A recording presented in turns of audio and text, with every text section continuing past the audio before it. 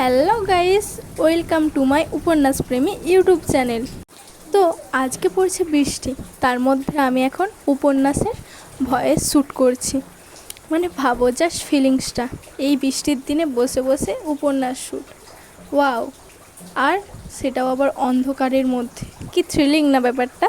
তো চলো শুরু করা যাক আজকের পর্ব। আর হ্যাঁ, অবশ্যই বলতে ভুলো না আমার পর্বগুলি তোমাদের কেমন লাগে, আর কোথায় ভুল হয় আর কেমনভাবে বললে ভালো হবে সেগুলিও বলতে ভুলো না, যাতে আমি আরও অনেক সুন্দর করে তোমাদের কাছে উপন্যাসগুলো উপস্থাপন করতে পারি। তো চলো আর বেশি না বকে শুরু করা যাক আজকের পর্ব। ঝুমুর চলে যাওয়ার পর শ্রাবণ আবার তার কাজে চলে গেল। নীলা খুব একা হয়ে গেল। ঝুমুর থাকাকালীন সে অতটা টের পায়নি যে সে শ্রাবণের বাসায় কতটা একা এবং ভবিষ্যতেও আরও কতটা একা হয়ে যাবে। ঝুমুর যাওয়ার দিন রাতে শ্রাবণ যখন বাসায় এলো, খেয়াল করে দেখলো নীলা অনেক খুশি মনে তার জন্য অপেক্ষা করে আছে, কিছুটা সেজেগুজে। যখন যা বলছে তা হাসি খুশিভাবেই করছে। বাহির থেকে খেয়ে আসায় নীলাকে খাবারগুলো ফ্রিজে রেখে দিতে বলল। নীলা শ্রাবণের সাথে একসাথে খাবে বলে নিজেও খায়নি।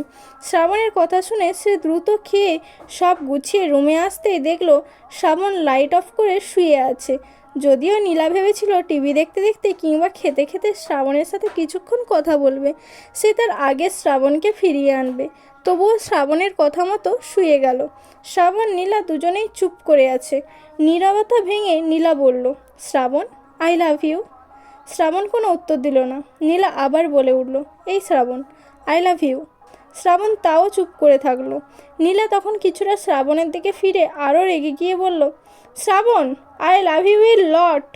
শ্রাবণ এবারও চুপ করে থাকায় সে শ্রাবণকে হাত দিয়ে ধাক্কা দিয়ে বলল, কি সমস্যা, চুপ করে আছো কেন? আমি যে কিছু বলছি তা শুনছো না? শ্রাবণ তাও কিছু বলল না। নীলা এবার আরও জোরে ধাক্কা দিয়ে বলল, কি সমস্যা তোমার, এমন করছো কেন? এবার শ্রাবণ রেগে বলল, তো কি করব, তোমার মতো নাটক করব নাকি? আমি নাটক করছি নাকি তুমি করছো? রাগান্বিত গলায় কথাটি বলল। একের পর এক অবহেলা করেই যাচ্ছ, কী কারণে করছো তাও জানি না, কোন ভুলের শাস্তি দিচ্ছ তাও বলছো না, কিছু তো বলবা আমাকে। কিছুটা কাঁদো কাঁদো স্বরে আরও বলল, দেখো শ্রাবণ, আমাদের অ্যারেঞ্জ ম্যারেজ হলে একটা কথা ছিল, আমরা তো দুজনে একে অন্যকে ভালোবেসে বিয়ে করেছি, তাহলে আমাদের মাঝে এমন কেন হবে? আমার দিক থেকে তো কোনো দোষ থাকলে বলো, আমি শুধরে নেব, প্লিজ। তাও তুমি আমাকে এতটা অবহেলা করো না। নীলার কোনো কথাই উত্তর দিল না শ্রাবণ। সে আরেক পাশ হয়ে শুয়ে থাকলো। তারপর নীলা শ্রাবণকে পেছন থেকে জড়িয়ে ধরে অনুনয়ের সুরে বলল, শ্রাবণ, আমার কোনো ভুল হয়ে থাকলে আমি সত্যিই দুঃখিত, আমাকে মাফ করে দিও, আমি তোমাকে ছাড়া থাকতে পারবো না, তোমার অবহেলা আমি মানতে পারবো না। নীলা ভেবেছিল তার কথাগুলোতে শ্রাবণের মন গলবে, শ্রাবণ তার দিকে ফিরে তাকিয়ে সরি বলবে, কিন্তু তা না করে শ্রাবণ তাকে এমন কিছু বলল যার জন্য সে প্রস্তুত ছিল না। শ্রাবণ নীলাকে একের পর এক কথায় বিরক্ত হয়ে বলল, তুমি এখানে ঘুমাও, আমি ওই রুমে ঘুমাতে যাচ্ছি। এতদিন ঝুমুর থাকায় নীলা সেদিনের জন্য অপেক্ষা করেছিল।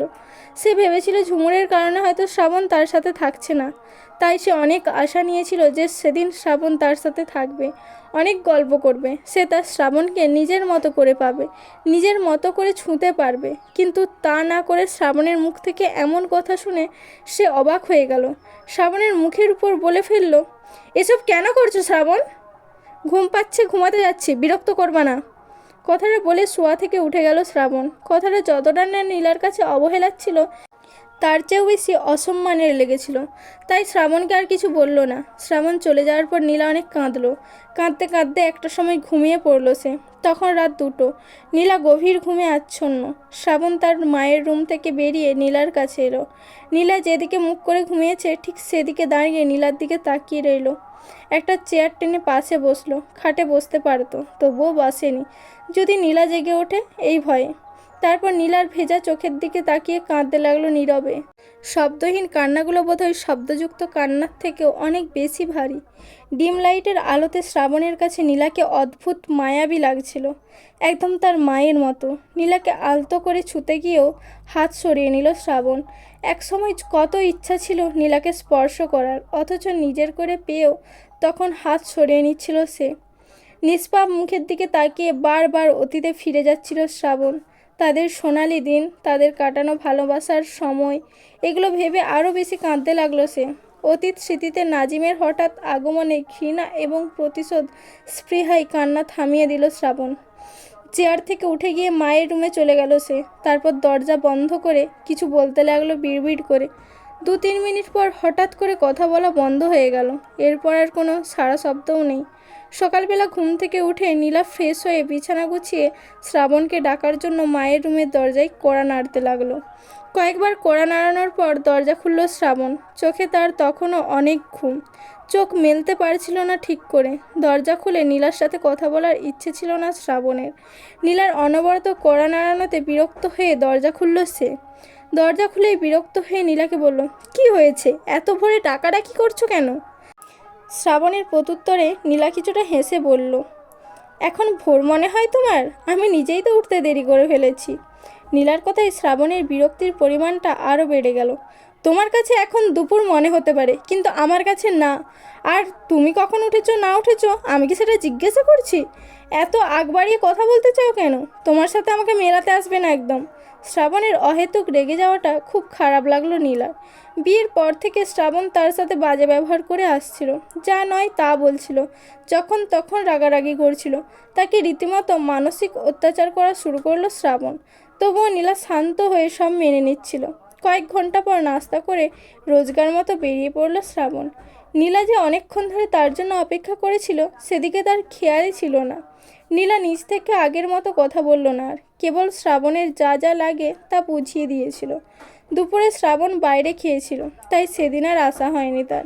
নীলা দুপুরেও না খেয়ে বসেছিল শ্রাবণের জন্য, কিন্তু কল দিয়ে আসতে বলার সাহস ছিল না তার।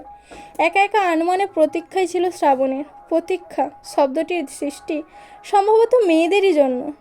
তারা প্রিয় মানুষ কিংবা প্রিয় যে কোনো কিছুর জন্য কারণে অকারণে অনেক বেশি প্রতীক্ষা করতে পারে। মাঝে মাঝে আসবে না জেনেও প্রতীক্ষা করে।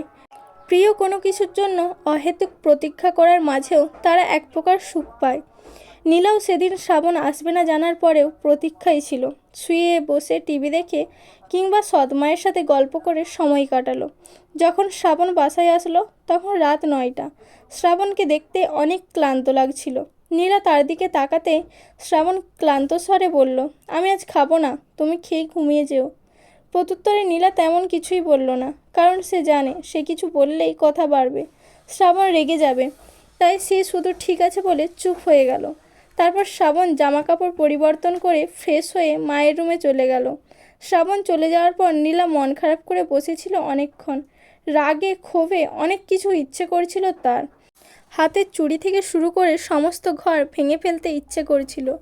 সব কিছু ভুলে দূরে কোথাও হারিয়ে যেতে ইচ্ছে করছিল, কিন্তু সব ইচ্ছেকে লুকিয়ে রেখে চুপ করে বসে রইল নীলা। বসে থাকা ছাড়া আর কিছু করারও ছিল না তার। আগের দিনের মতো সেদিন রাতেও নীলা ঘুমিয়ে যাওয়ার পর শ্রাবণ রুমে আসলো। আগের দিনের মতো সেদিনও নীরবে চেয়ারে গিয়ে বসলো। ডিম লাইটের হালকা আলোয় নীলাকে দেখতে থাকলো সে। নীলার ঘুমন্ত মুখেও অভিমানের ছাপ স্পষ্ট। নীলাকে দেখতে দেখতে হঠাৎ চোখে পানি চলে আসলো শ্রাবণের। আগের দিনের মতো সেদিনও নাজিমের কথা মনে আসতেই হন্যে হয়ে রুম থেকে বেরিয়ে গেল শ্রাবণ। বেরিয়ে এসে মায়ের রুমে গিয়ে আবারও নিজে নিজে বিড়বিড় করে অনেক কথা বলতে লাগলো সে।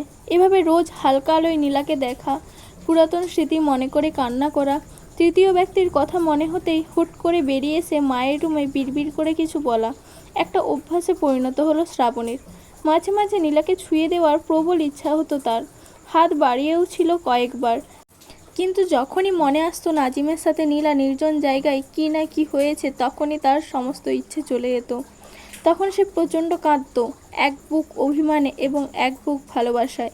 আত্মসম্মান থেকে নীলার মাঝে শ্রাবণের উপর যে অভিমান জমেছিল সেটাও কিছুদিন পর কমে গেল। সে আবার শ্রাবণকে কাছে পাওয়ার জন্য আকুল হয়ে উঠল। শ্রাবণের একটু ভালোবাসা, তার দিকে একটু ফিরে তাকানো, তাকে একটু ছোঁয়া, সব কিছু পেতে সে আবারও আগের মতো মরিয়া হয়ে উঠল। এমনও হতো নীলা শ্রাবণকে কান্না করতে করতে বলতো, আমাকে শুধু একটু জড়িয়ে ধরতে দাও, আর কিছু লাগবে না আমার, শুধু একটু জড়িয়ে ধরতে চাই। তবুও জড়িয়ে ধরতে দিত না শ্রাবণ।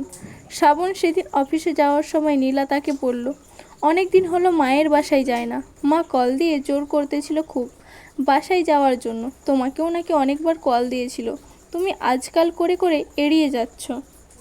তোমাদের বাড়িতে যেতে আমার ভালো লাগে না, তাই যাওয়ার ইচ্ছে নেই। তোমার ইচ্ছে হলে তুমি যেতে পারো, আমি তো আটকে রাখিনি তোমাকে। কথাগুলো অন্যদিকে মুখ ফিরিয়ে বলল শ্রাবণ, যেন নীলার দিকে তাকানো তার বারণ। কেন, তোমার কি সমস্যা? তুমি যাবে না কেন? আমার কোনো সমস্যা নেই, ভালো লাগছে না তাই যাব না। আর তোমাকে তো আমি ধরে রাখিনি, তুমি গিয়ে ঘুরে আসতে চাইলে যাও। আমি একা যাব? এটা কোনো কথা? দুজনে যাই, কিছুদিন থাকবো। আমাদের দেখে বাবা মা অনেক খুশি হবেন, অনুরোধের সুরে বলল নীলা। নীলার কথা শুনে খুব রেগে গেল শ্রাবণ। তোমার মা বাবাকে খুশি করার জন্য আমি বসে নেই, তাছাড়া দোকান দেখাশোনা করা লাগবে। তুমি গেলে যাও, নইলে এ নিয়ে কোনো কথা বলবা না আর। নীলাও এ নিয়ে আর কথা বাড়ালো না আর। সেও না যাওয়ার সিদ্ধান্ত নিল। ভাবলো শ্রাবণের যখন মন ভালো হবে তখন শ্রাবণ সহ একসাথে যাবে।